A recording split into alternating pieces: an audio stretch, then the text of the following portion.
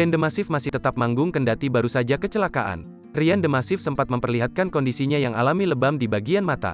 Grup band The Massive tetap tampil di panggung Banyuwangi Festival, Minggu tanggal 27 Maret tahun 2022 malam seusai kecelakaan. Personel The Massive dikabarkan sempat mengalami kecelakaan di Situbondo, Jawa Timur, saat perjalanan menuju Banyuwangi. Hal ini terlihat dari postingan sang vokalis Ryan Eki Pradipta alias Ryan The Massive di Instagramnya. Ryan terlihat memposting video saat dia menghibur masyarakat Banyuwangi malam tadi. Dalam caption-nya, Ryan meminta maaf. Terima kasih Banyuwangi, maafkan seharusnya The Massive Band Official bawain 10 lagu, TP karena kondisi saya tidak memungkinkan akhirnya hanya bisa 5 lagu, semoga tidak mengecewakan ya.